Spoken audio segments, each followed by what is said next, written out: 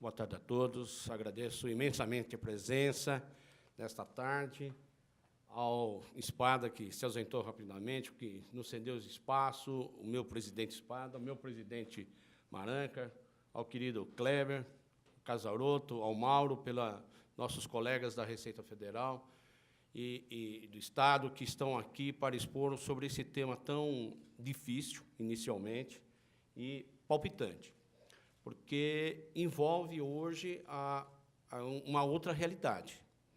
Uma realidade que nós já tivemos como exemplo a Grécia, que acabou se aprofundando num problema muito sério de dívida e que tem o seu escopo, a dívida da Grécia tem o seu escopo exatamente num processo muito próximo a esse de securitização da dívida. É bom não se enganar, não vamos nos enganar. Tudo atrás disso existe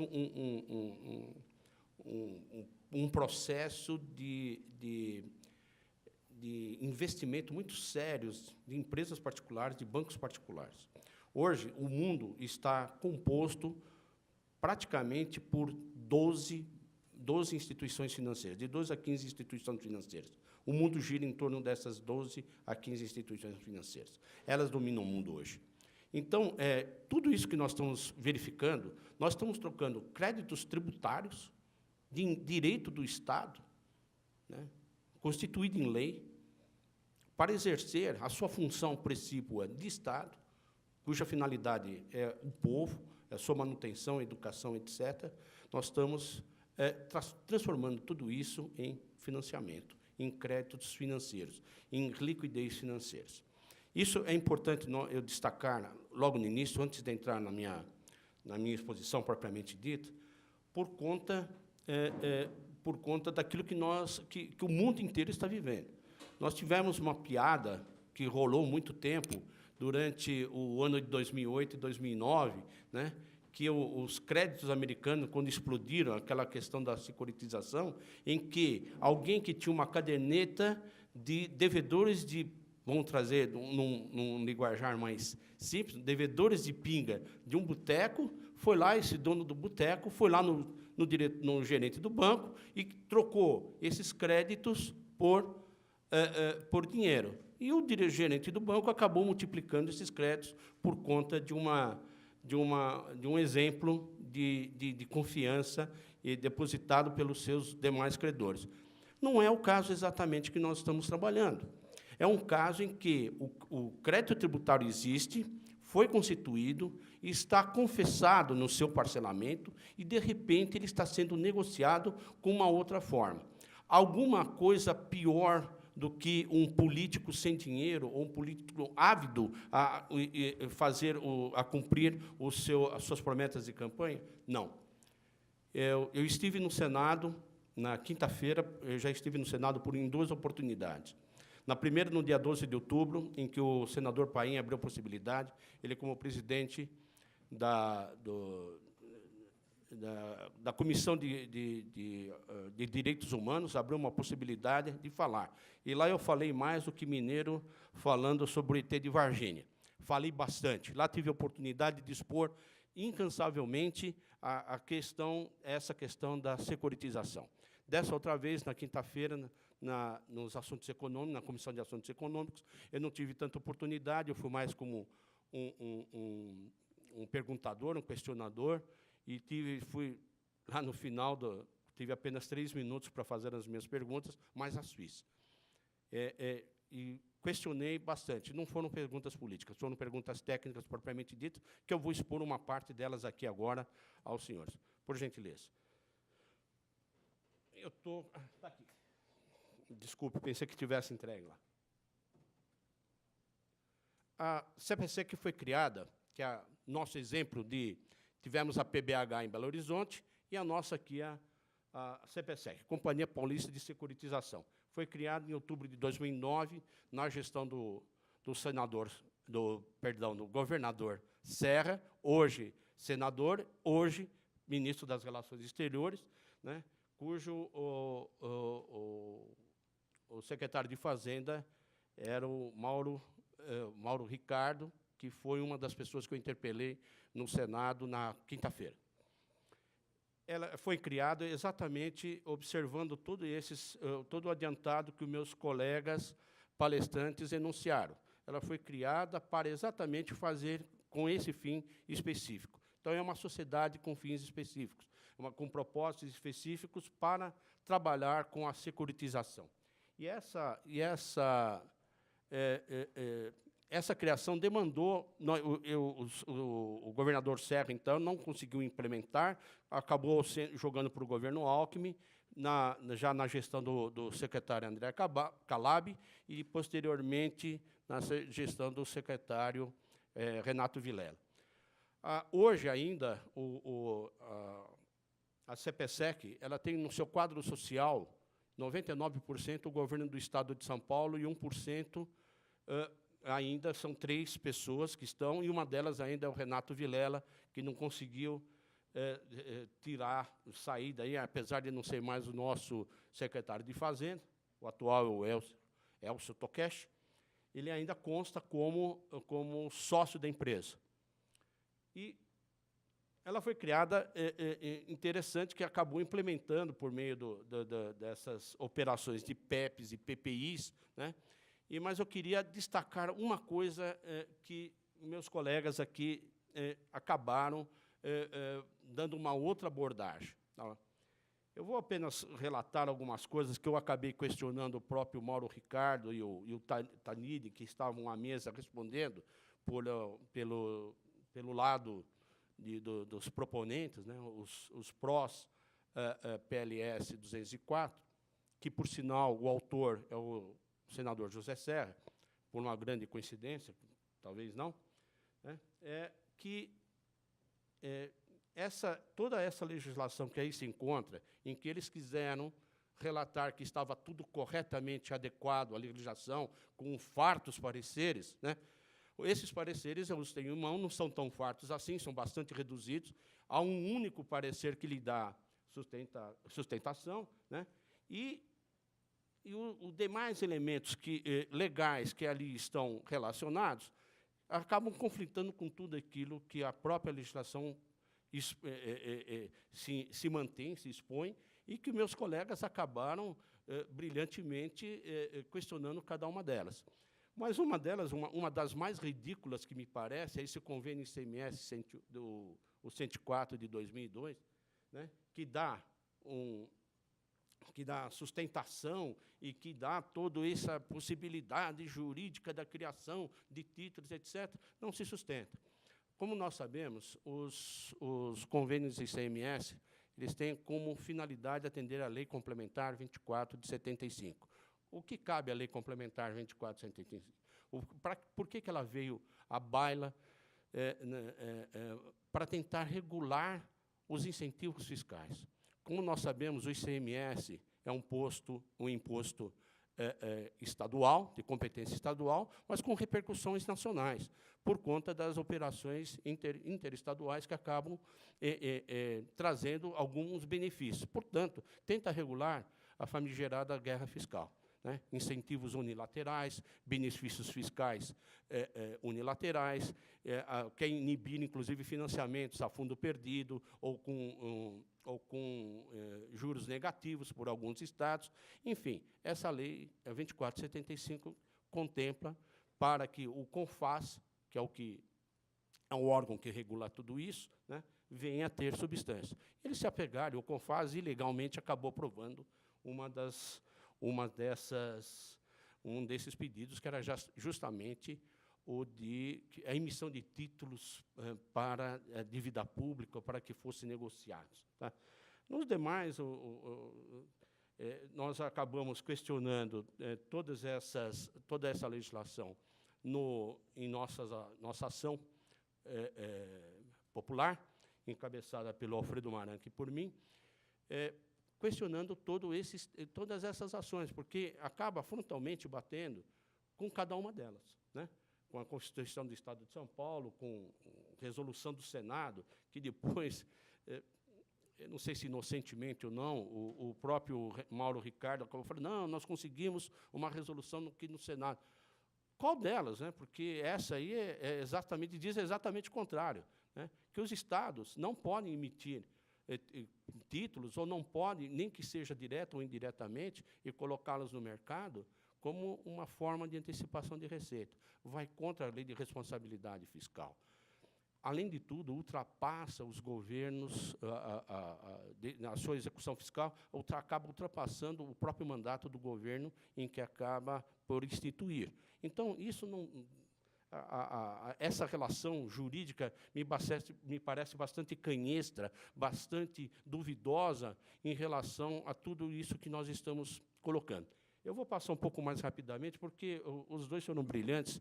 Eu não quero me desgastar muito, gastar muito tempo dos senhores, apesar de terem me dado 4h30 para eu falar, mas eu vou me ater apenas a mais 15 minutos, 20 minutos no máximo, tá? A pedido até do nosso presidente Espada. Tá?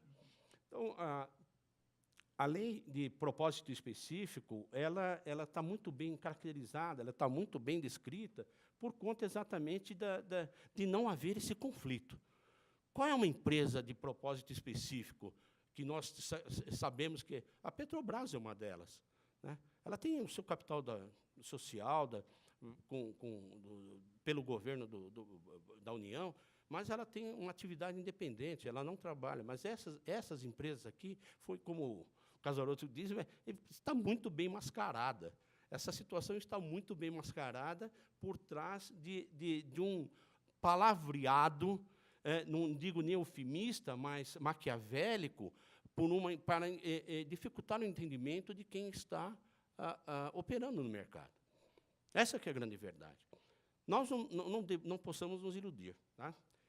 Eu vou só passar aqui, afeta a lei de responsabilidade fiscal, mas eu queria me deter um pouquinho mais, já que eles não apresentaram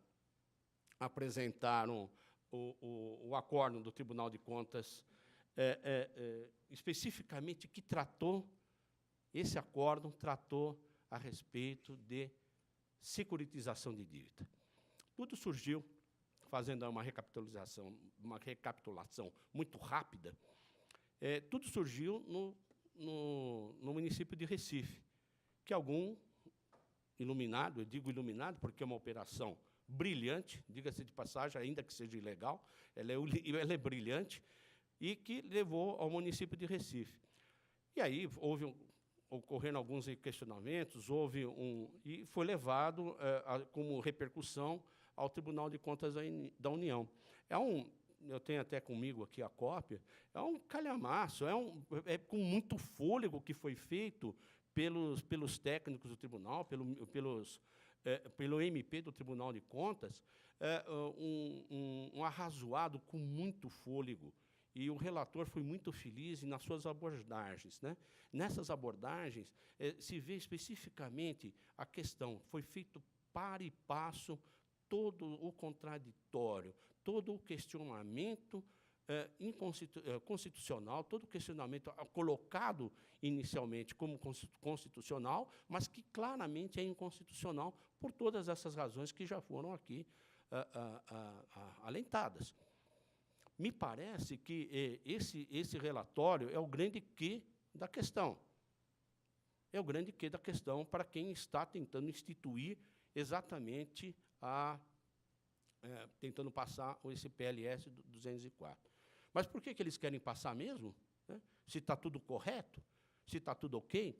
Eu, infelizmente, na quarta-feira, não tive muito tempo, e a premência do tempo acaba nos falhando em alguns pontos, e essa era a pergunta fundamental.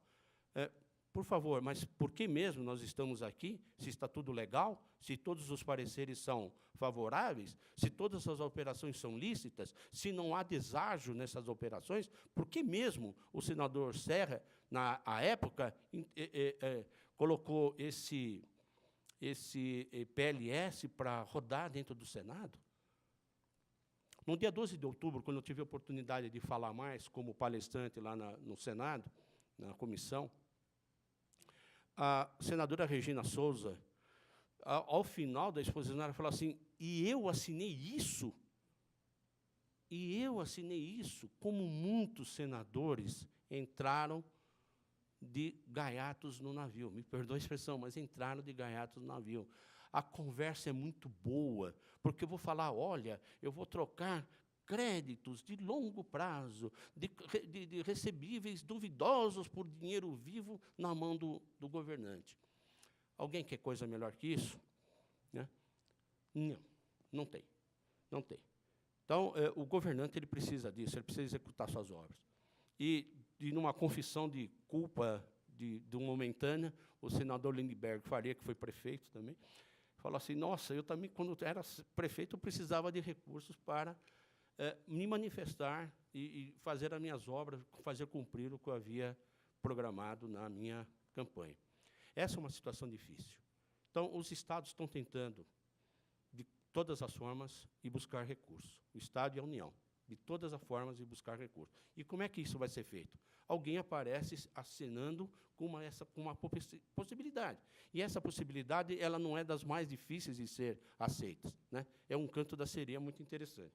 Né? Espero que, fazendo uma analogia ao poema de Ulisses, né, nós coloquemos a cera no ouvido, né, os nossos governantes coloquem a cera no ouvido e que não escute o canto da sereia para não bater o navio na rocha e assim se despedaçar. Eu queria só passar aqui para frente essas colocações. Muito bem. Qual é o custo da colocação desses títulos no mercado? Então vamos separar. Nós temos os ativos das empresas, que são os bens e direitos, e temos o passivo das empresas, que são as obrigações que eles devem com terceiros. Ok? O que está acontecendo? O que faz o governo, que fez o governo do Estado de São Paulo nessas operações? Fez 3 lançamentos de PEPs e PPIs para ajustar o parcelamento, adequar o parcelamento, ajudar aqueles que estavam em dificuldade financeira. Pegaram um título e falaram o seguinte, olha, que eles chamam de cessão de direitos creditórios autônomos. Ou seja, eles conseguem pegar, vou falar em uma linguagem muito simples para poder dar um entendimento. Pega uma nota promissória que tem uma cartularidade, que tem um papel, a nota promissória é um papel escrito, o que significa? Prometo pagar, por isso que já é nota promissória, prometo pagar o valor acima descrito para a pessoa tal, em tal data. Ok? O que eles fizeram com essa nota promissória? Eles pegaram a cartularidade, deixaram de lado, pegaram o valor, abstraíram o valor e jogaram como garantia para as operações de lançamento de debêntures. É uma abstração muito grande. O nosso Código Civil, como também foi colocado aqui, não consegue entender. Nós temos algumas operações autônomas, né? Como o meu querido colega Frederico, advogado lá do nosso sindicato, me lembrou bem e falou, olha, os direitos,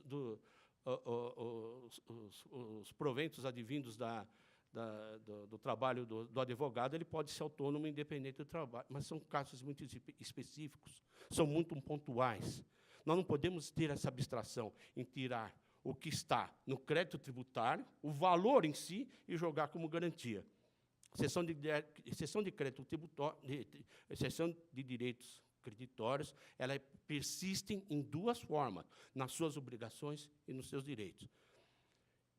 Uma das obrigações é cobrar. E quem cobra? A Procuradoria-Geral do Estado. Os procuradores continuam cobrando. É descontado lá o 1% da participação dos procuradores, é descontado o 25% dos municípios, que ali é repassado, e ali continuam lá, logo já partimos de cara com 74% do valor que estava lá de face. As debêntures que são lançadas pela CPSEC, a última operação, as 2 últimas operações, o valor nominal é de R$100 mil, cada uma, R$100 mil. Aí nós vamos verificar. O que nós temos aqui diante de nós? Né? Instituições intermediárias, advogados, claro, todos têm que ganhar. Advogados, auditoria, recebíveis, dos recebíveis. Qual é a auditoria dos recebíveis? Nós já vamos ver mais à frente quais são as empresas. Não são empresas baratas, são empresas grandes e com muito capital intelectual ali constituído. Agência de rating. A nossa aqui é a Standard & Poor's. O agente fiduciário, um dos bancos intermediários das operações. O banco mandatário, que no nosso caso é o Banco do Brasil.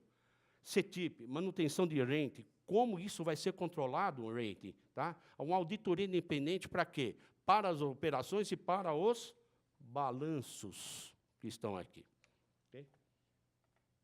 Publicações legais, que isso é de praxe. Okay?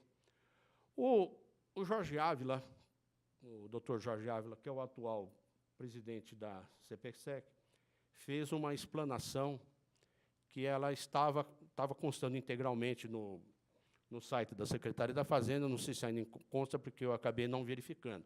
Mas esses próximos slides, eles conterão aquilo que foi exposto lá.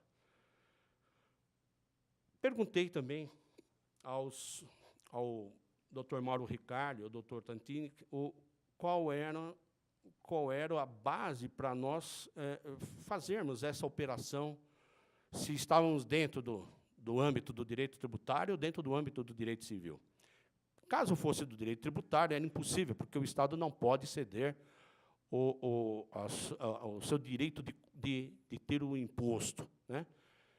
E se fosse no âmbito do direito civil, como um dos meus colegas que me antecederam bem observou, eu não posso ceder um valor que eu devo para alguém e se alguém negociar e eu acabar não sendo notificado por essa operação. Artigo 384 e a 386 do Código Civil, está lá que consta isso. Então, essas operações, elas acabam indo, e a resposta foi, não, são direitos autônomos. Foi criada uma figura que eu não consigo vislumbrar dentro do direito, como ela incorreria nesse sagrado momento. Sendo essas operações, aí eu tenho aqui um histórico do que estava acontecendo. Então, foram lançados em 2007 o programa parcelamento, depois uma lei autorizativa que criou, uma criação da companhia propriamente dita, o Programa Especial de Parcelamento. Já na primeira edição, nós tivemos uma emissão de 600 milhões em debêntures.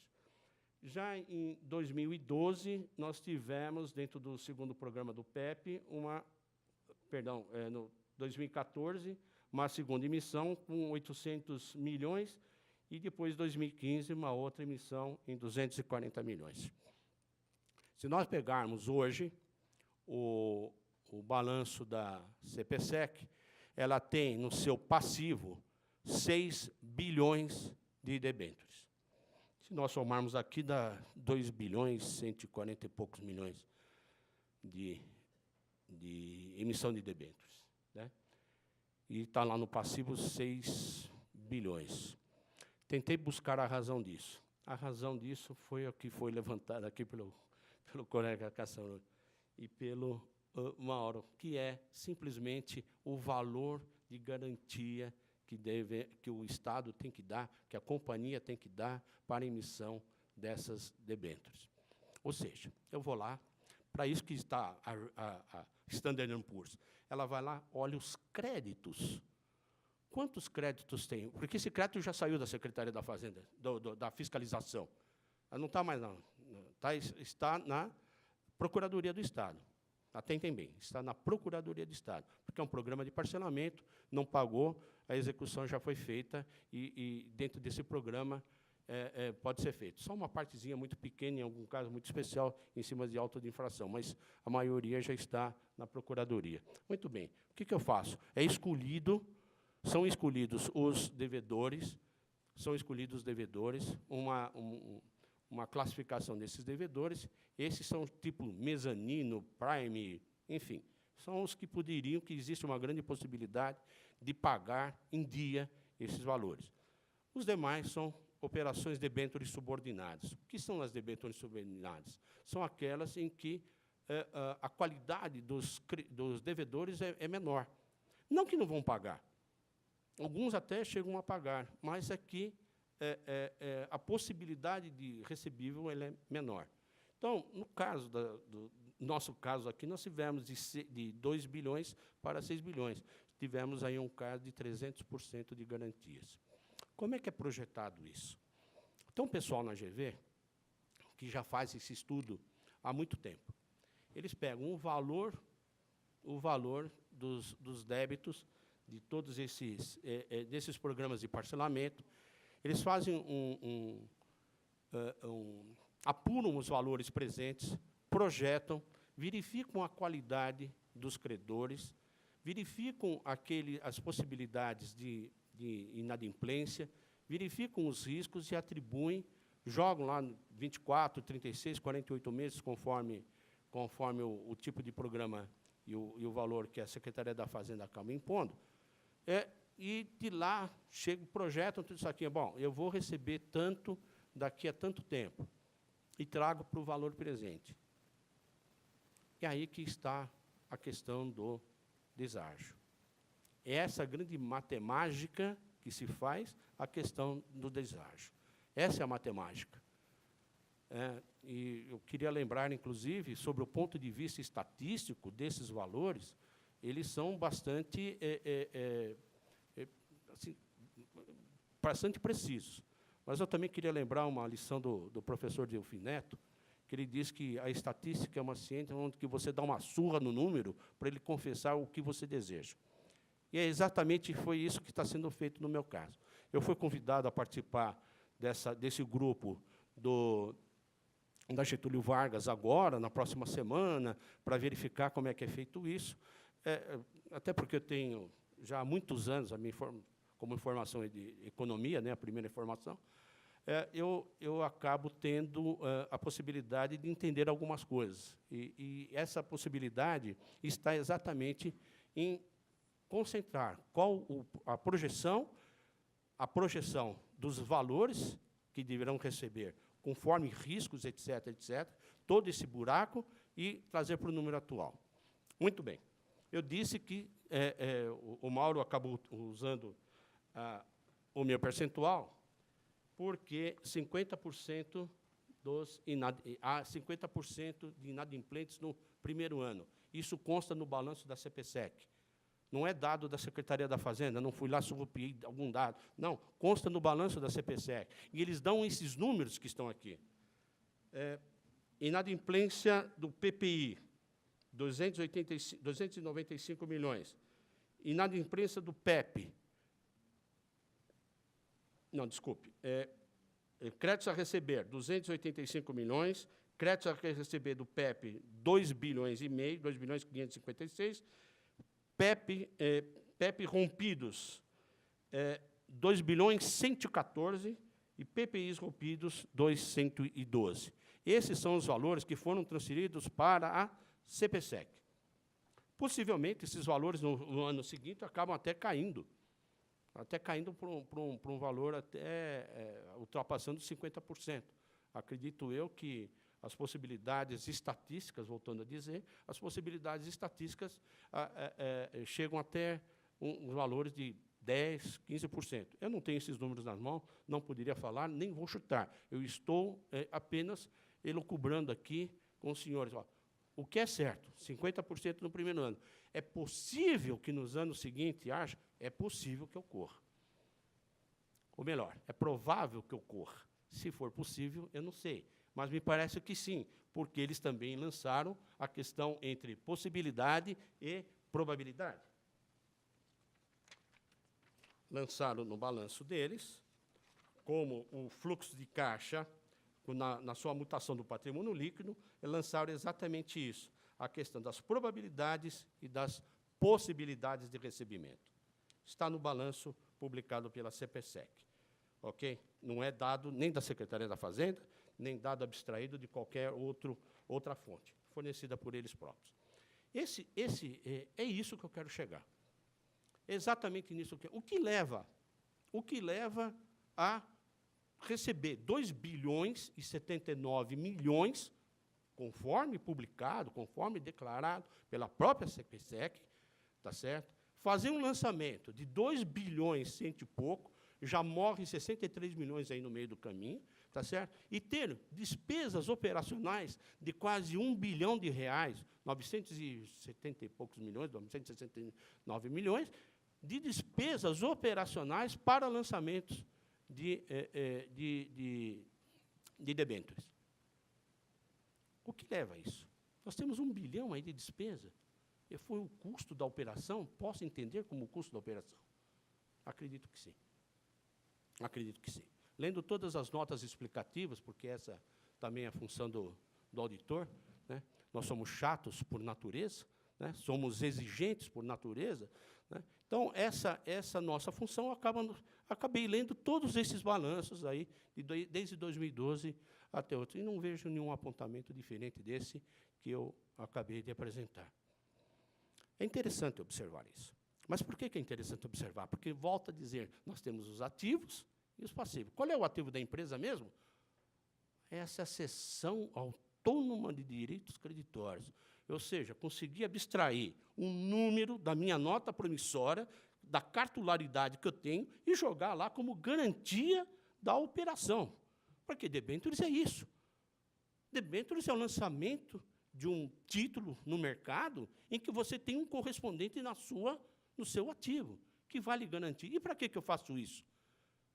Porque eu não lanço ações. Não lanço ações, eu não quero. Posso transformar a debênture futuramente em ações? Posso, claro. Não é o nosso caso. Não é o caso da securitização. Não interessa para o investidor ser sócio de uma empresa cujo o sócio principal é o Estado. Nem seria viável essa operação. E o que nós temos diante de nós? Neste presente momento, nós temos que alguém adquire uma debênture que tem um ativo cuja a correspondência, o que lhe dá sustento para a emissão da debêntures, é um direito creditório autônomo. Volto a dizer, mas que raio é isso? Volto a dizer, direito de creditório autônomo. E nós implicamos num caso seríssimo, o fluxo de caixa do pagamento dos juros, da atualização monetária e do próprio resgate da debênture ao final do período pela qual ela foi emitida, até a qual ela foi emitida. Nós temos uma questão de comprometimento de caixa. Por isso, 3 ou 4 vezes maior o valor da emissão com o valor da garantia, porque nós temos um comprometimento. E, infelizmente, ou felizmente, ou seja lá o que for, as consequências aí vai depender de cada um, o rating baixou de A para B, de 2014 para 2015. Por que será? Por que será que os nossos créditos não são bons? Há uma confissão de dívida de quem está devendo para o Estado. Ninguém nega. Mas, nas condições que nós estamos vivendo hoje, será que isso é conveniente? Será que lá atrás, em 2008 ou 2009, havia conveniência em fazer esse lançamento de debêntures no mercado? Esse o ponto principal que eu ponho em questão. Nós estamos comprometendo o quê? O patrimônio do Estado de São Paulo. Em suma, é isso. Tem um professor Gasparini que escreveu o seguinte, mesmo nessas empresas de sociedade independente, elas, se não tiverem a capacidade financeira, se não tem ativos, a nossa não tem ativos nenhum para vender, tem 3, acho que tem 300 e poucos mil reais de ativos só, né? Para vocês terem uma ideia, tem 4 funcionários. 3 são diretores e 1 secretário. O que ocorre?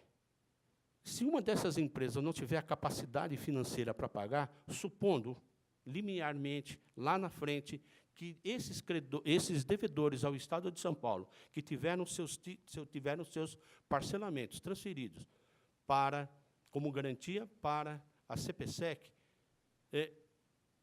se caírem numa armadilha financeira que possivelmente estaremos caminhando, se nada for feito até o momento, o Brasil está, ninguém duvida que o Brasil esteja numa dificuldade muito grande, o Estado de São Paulo não é nada fora do Brasil, né? Não é nenhum país fora do Brasil, estamos vivendo uma realidade um pouco melhor que alguns estados, sim, isso é verdade, mas estamos difíceis também. O que vai acontecer? Esse número de inadimplentes deve aumentar. Supondo que a CPSEC não tenha capacidade financeira para aguentar, quem que vai suportar tudo isso? O sócio principal. Quem é o sócio principal mesmo? O governo do Estado de São Paulo. É o nosso patrimônio que está ardendo lá, gente. Não se iluda. A nossa legislação não permite que seja feito isso. É por isso que nós ingressamos com ação popular. Batemos e combatemos todos esses pontos que foram destacados inicialmente para a criação.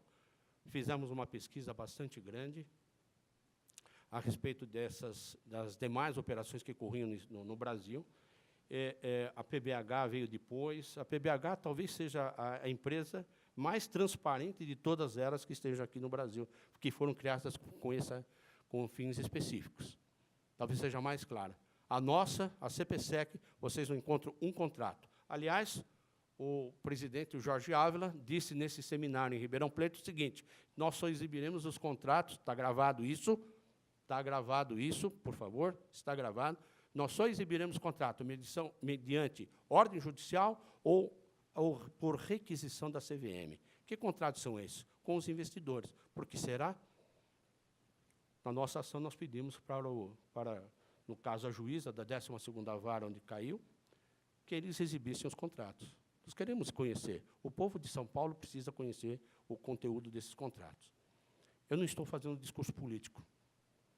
Eu não sou nem de esquerda, nem de direita, nem de cima, nem de baixo, muito pelo contrário, se alguém entender isso daí. Eu estou cuidando dos interesses do povo do Estado de São Paulo. Foi para isso que eu lutei 30 anos na carreira e hoje, aposentado, continuo no sindicato, portanto. Esses slides aqui foram exibidos pelo Dr. Jorge Ávila. Seção de Direitos Creditórios. A verba honorária da Procuradoria, como vocês podem ver, 74% que está para lá, e os 25% para a parte dos municípios, aqui tem direito aí pela partilha constitucional.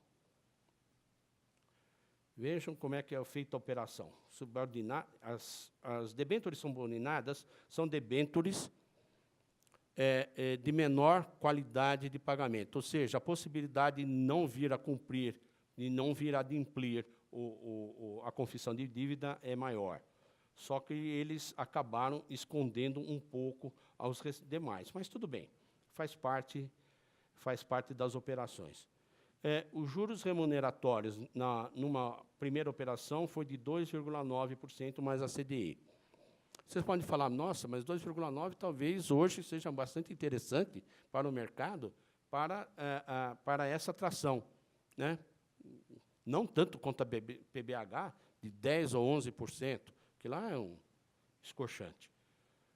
Mas, se nós pensarmos no deságio que está por trás disso, isso acaba sendo um grande negócio para o investidor. Tanto que alguns bancos não tiveram a capacidade, e isso ficou praticamente conversado, que os bancos não iriam ficar com a totalidade dos títulos. Haveria uma manipulação dos títulos nesse sentido. Então, eles não quiseram alimentar, conseguiram arrecadar 2 bilhões e 80 milhões de reais nessas operações. A PBH permitiu isso. Eu acho que um dos bancos, não me recordo, acabou por adquirir todos os títulos no lançamento. Ok? Veja só a complexidade. Vamos lá. Independente disso tudo, eu queria chamar a atenção para algumas empresas que aí estão. KPMG, Deloitte, a Price, a Standard & Poor's. São empresas de auditoria internacionais. Ninguém nega a qualidade das pessoas que ali trabalham, por histórico. Eu tive contato numa delas, na época que eu fui diretor de banco, né? Há muitos anos atrás, deve ser de passar bastante anos atrás, né? E eu sei do conteúdo que os consultores e analistas e auditores têm. São bastante conhecem o seu métier, sabem o que estão fazendo ali. Não é barato isso, não é barato. Tá?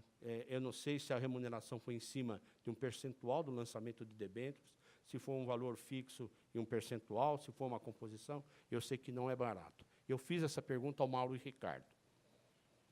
E ele, a senadora Gleice Hoffmann também já tinha feito, eu reperguntei para ver se ele tinha caído no esquecimento e viesse a perguntar. Ele, não sei, é uma remuneração compatível com a operação. Isso é uma remuneração compatível, a remuneração, pelo que está aqui no balanço, chega perto a R$1 bilhão. Okay? Isso aqui é uma estrutura de amortização de pagamentos aos bancos que estão recebedores, aos investidores, onde entra cada uma das operações, das operadoras aí de consultoria e assessoria, elas vão entrando em cada uma dessas do fluxo de amortizações ou de recebimentos, enfim, é uma operação bastante complexa nisso daí. Parece complicado? E é complicado, porque a dívida não sai para lugar nenhum, a dívida continua ali. O que ela fez, a dívida pública? Qual o valor da dívida? Ele acabou servindo de lastro para a emissão de debêntures. Não houve uma cessão de direitos creditórios. Não há cessão de direitos creditórios. Apenas não há transferência de titularidade desse título, dessa cartularidade, que se pode chamar desse jeito, uma cessão de direitos, numa confissão, por uma confissão de dívida efetuada por um contribuinte ao seu originário, que é o Estado de São Paulo, nesse caso, como sujeito ativo dessa relação tributária. Não há. A dívida não sai do lugar. Ela continua ali. Ela continua como dentro do Estado de São Paulo. Fazem todo um mecanismo, todas essas operações, santo Deus.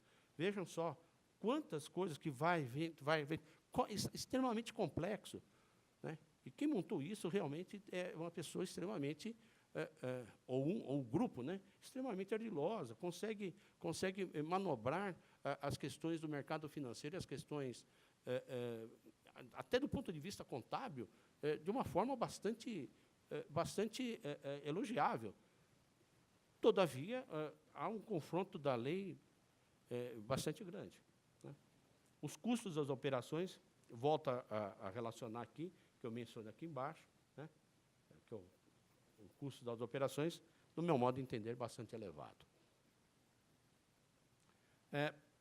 Aqui, nos prospectos, esses valores constam dos prospectos iniciais, né?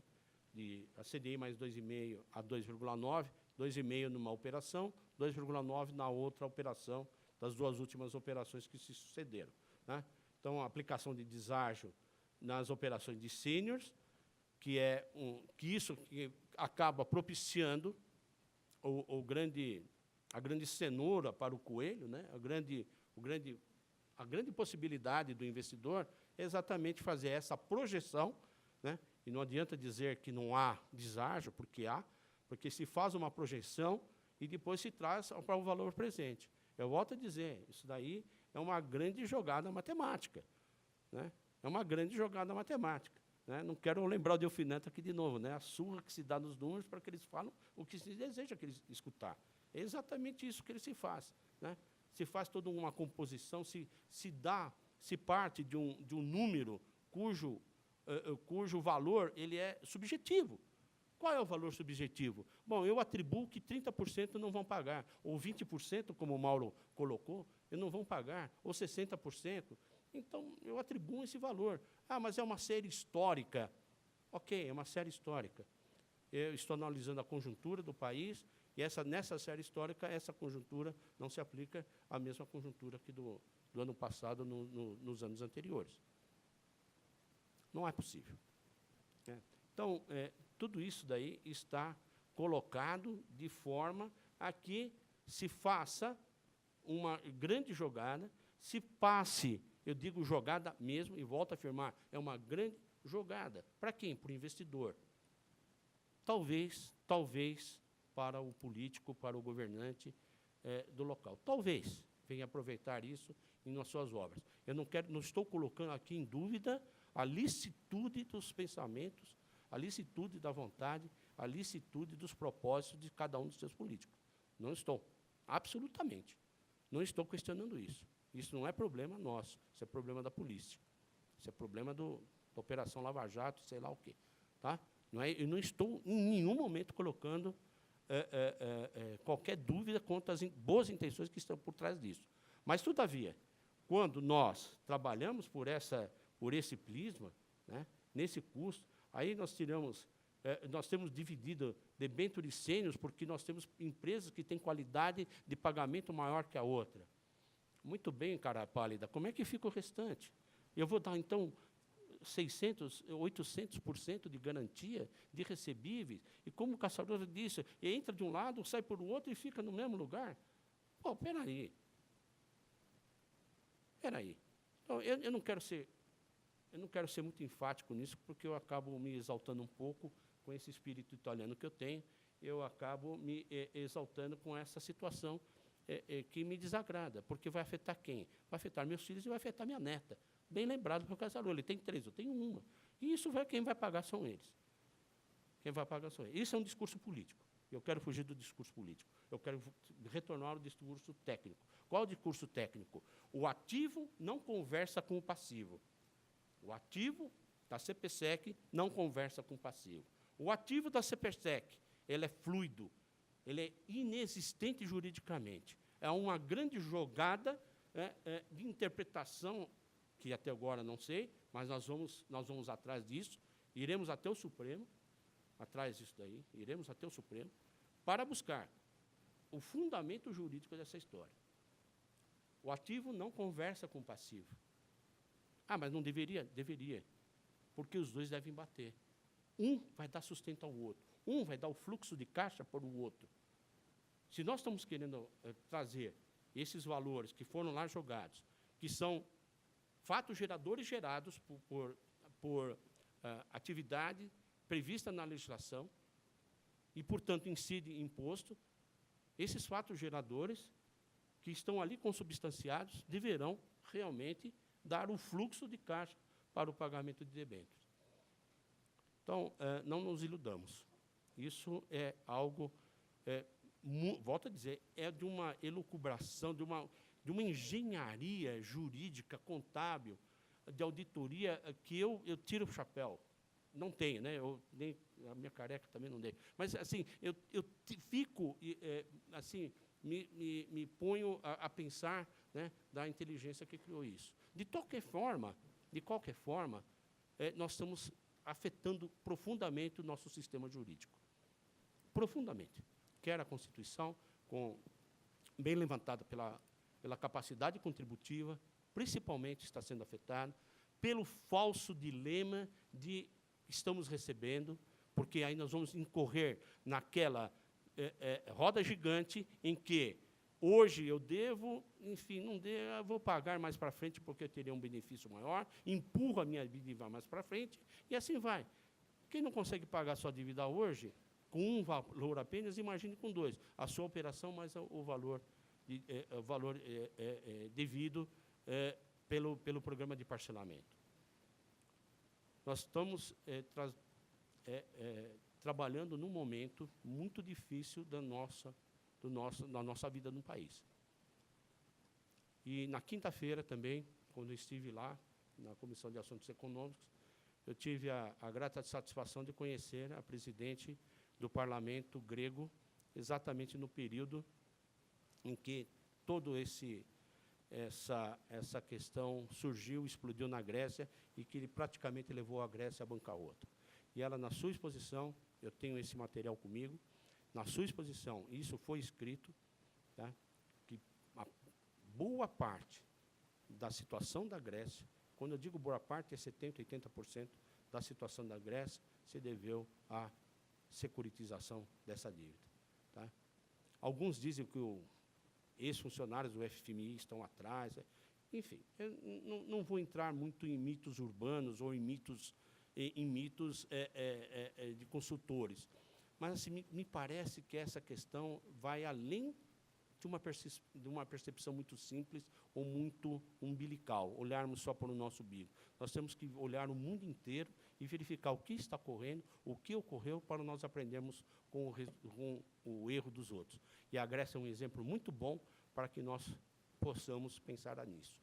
Por último, para encerrar, a Maria Lúcia Fatorelli, que é uma auditora da Receita Federal, aposentada, nossa colega, uma mulher de coração verde e amarelo, que luta muito por isso.